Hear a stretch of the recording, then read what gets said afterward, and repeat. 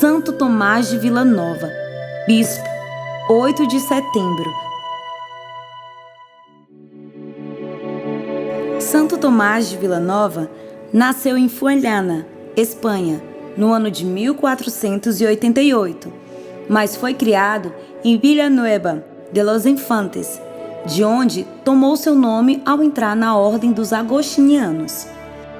Seus pais, Alonso Tomás Garcia e Lúcia Martínez de Castellanos, tinham um coração cheio de amor a Deus e ao próximo, e esse amor se tornava muito visível em suas ações.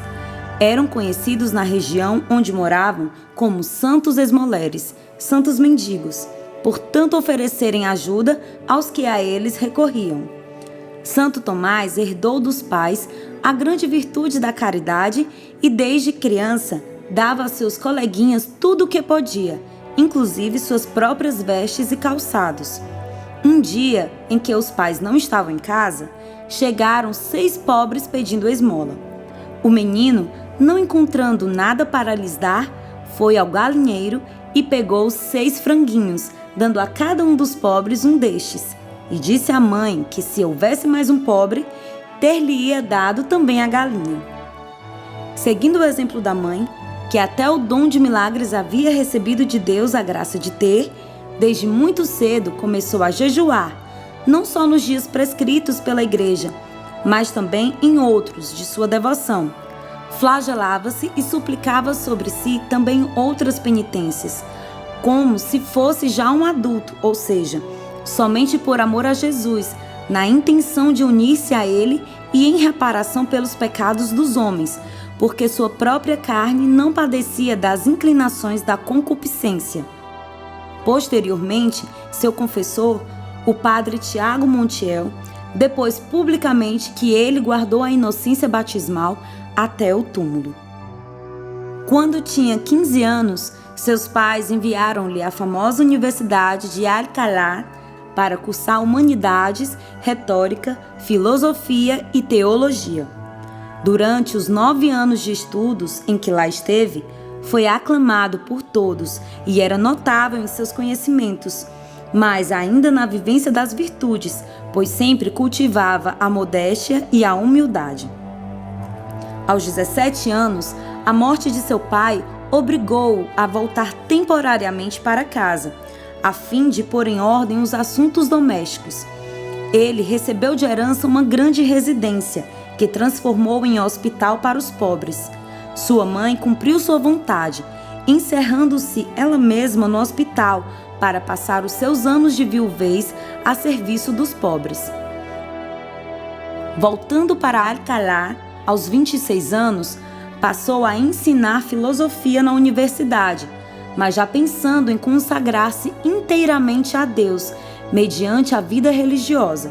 Por isso, logo deixou as glórias do mundo pelo hábito agostiniano. Santo Tomás fez sua profissão solene em 25 de novembro de 1517. Ordenado sacerdote algum tempo depois, celebrou sua primeira missa no dia de Natal. Ele entrou em êxtase ao cantar o Glória. Santo Tomás conservaria para sempre uma terna e profundíssima devoção à divina infância de Jesus e um grande amor à Virgem Maria e ao santo sacrifício do altar. Ele costumava dizer que é péssimo sinal para um sacerdote quando ele é visto celebrar a missa todos os dias sem se tornar cada vez melhor.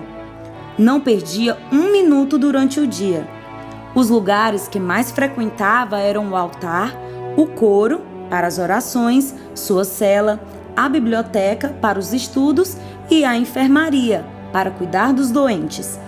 O santo não podia ver nenhum religioso ocioso e inútil que já o comparava a um soldado sem armas e exposto ao ataque de seus inimigos. Designado à pregação, ele a fazia com tanto empenho que o consideravam um outro São Paulo, pela profundidade de sua doutrina, ou a um outro Elias da Nova Lei, por causa do zelo que demonstrava em seus sermões. Santo Tomás reformou de tal maneira Salamanca que a cidade se havia tornado um mosteiro. Muitos jovens renunciaram ao mundo para seguir a Deus. O próprio imperador Carlos V quis ouvi-lo e acabou escolhendo-o para seu pregador. Quando Santo Tomás pregava fora do palácio, o rei ia disfarçado para ouvi-lo. Por uma revelação interior, ele conhecia as necessidades espirituais de seus ouvintes, e o mais admirável era que, por mais diferentes que fossem seus interlocutores, todos saíam com maior piedade após ouvir seu sermão. Santo Tomás foi eleito prior de Burgos e Valladolid. 2 vezes foi provincial da Andalucia e 1 vez de Castela. No governo de seus súditos, sua mansidão de coração e o atrativo de sua pessoa constituíam poderosas armas para exercer sua autoridade. Nos seus governos, a prioridade era que os ofícios divinos fossem celebrados com toda a reverência e atenção possíveis. Em segundo lugar, que os religiosos considerassem a meditação e a leitura espiritual como coisas invioláveis. Terceiro, que a paz e a união na caridade fraterna fossem guardadas sem nenhuma alteração. E, finalmente, que ninguém fosse dominado pela preguiça ou pelo ócio, vícios que são os maiores inimigos da virtude, a ruína da alma, os destruidores da castidade e a fonte de todas as desordens. Com tais normas, ele fez florescer a observância em todas as casas sob sua jurisdição, ou seja, promoveu uma verdadeira reforma no sentido católico do termo. Aos 56 anos, mesmo relutando, Santo Tomás teve que conformar-se com os desígnios da providência e foi nomeado no dia 10 de outubro de 1544 arcebispo de Valência. Carlos V já tentara inutilmente fazê-lo aceitar a sé de Granada. Vagando a de Valência, o imperador escolheu para o cargo um monge Jerônimo. Entretanto, seu secretário apresentou-lhe o documento para assinar em nome de Frei Tomás de Vilanova. O imperador perguntou por que havia o secretário alterado suas ordens. Como, majestade? Eu ouvi claramente que vós dizeis Frei Tomás de Vilanova. Entretanto, é fácil reparar, pois é só refazer o documento. Não, respondeu o imperador. O que está escrito permanecerá. Vós fizestes melhor do que eu disse, ou eu disse melhor o que não pensava. É a mão de Deus. Assim, pela santa obediência, o santo assumiu o arcebispado, mas conservou seu hábito religioso, que ele mesmo remendava. O cabido da arquidiocese, pensando que ele não tivesse dinheiro para comprar roupas melhores, deu de presente 4.000 ducados para que comprasse trajes mais condizentes com seu posto. Imediatamente, Santo Tomás doou o dinheiro ao hospital e agradeceu muito ao cabido, dizendo que o bem que era feito aos doentes, ele o tomava como para si próprio. Começou sua administração pela visita pastoral à sua circunscrição eclesiástica, pregando por toda parte, resolvendo litígios, reformando conventos e extirpando os vícios. Promoveu um sínodo para acabar com muitos abusos e reformar o clero. Os cônegos do conjunto de clérigos resistiram aos seus ensinamentos e orientações e apelaram ao Papa, alegando que deste dependiam diretamente. A resposta de Santo Tomás foi: eles não querem obedecer ao meu sínodo e apelam ao Papa, e eu apelo de sua resistência a nosso Senhor Jesus Cristo, que eles escapem, se quiserem, à minha justiça, mas não escaparão da dele. Isso foi suficiente para dobrar os clérigos, que acabaram se submetendo. Inspirava-se nos grandes ensinamentos dos santos, principalmente Santo Agostinho, Santo Ambrósio e São Gregório Magno. Extraordinária caridade e milagres. A caridade do então Dom Tomás era insuperável. Atendia diretamente no palácio inúmeros pobres, chegando a criar no próprio palácio episcopal um orfanato para a proteção das crianças. Não importava a hora do dia ou da noite em que os necessitados pediam seu auxílio. Frequentemente acompanhava seus atos de caridade com milagres. A um paralítico que lhe pedia esmola, perguntou se preferia trabalhar e ganhar seu sustento com as próprias mãos. A resposta afirmativa, ele lhe disse: "Em nome de Jesus crucificado, deixa tuas muletas e anda." No mesmo instante, o pobre começou a andar e a agradecer.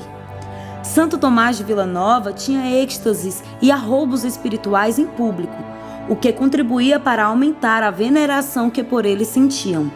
Seus êxtases foram tantos que ele próprio chegou a falar deles em sermões. Essa naturalidade, sinceridade e nobreza com que ele contava, do púlpito, as manifestações da vida da graça em sua alma, demonstram um espírito verdadeiramente elevado, capaz de fazer isso sem se envaidecer nem procurar dar a entender que era por mérito próprio, mas pelo contrário, atribuindo tudo à graça de Deus. Eis a mais profunda humildade. Seus milagres também eram conhecidos por todo o mundo. Entretanto, como ele mesmo dizia, nunca temera tanto salvar-se como desde o momento em que se tornou arcebispo.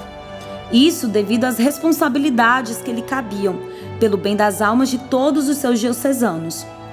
Por essa razão, aspirava ardentemente renunciar ao cargo e voltar para sua cela de religioso. Enfim, quando ele suplicava com lágrimas a Nosso Senhor que o livrasse desse pesado fardo, o crucificado lhe respondeu: "Tenha ânimo, que no dia do nascimento de minha mãe virás descansar." No dia 8 de setembro de 1555, dia da Natividade de Nossa Senhora, por quem demonstrara maior devoção durante toda a vida, Santo Tomás de Vilanova foi ao céu nos braços da Mãe de Deus. Já agonizante, doou a um pobre carcereiro a cama em que estava deitado, pois já nada mais possuía. No mesmo período, enquanto na Alemanha a igreja era dividida e desviada por um monge agostiniano chamado Lutero, na Espanha a igreja era edificada, fortalecida e santificada por um monge agostiniano chamado Santo Tomás de Vilanova. Santo Tomás de Vilanova, intercedei ao Senhor por nós, para que tenhamos um coração sempre disposto a amar e servir a Deus e aos nossos irmãos, e para que sejamos autênticos evangelizadores na Santa Igreja, agindo em tudo com muito zelo pela salvação das almas. Santo Tomás de Vilanova, rogai por nós.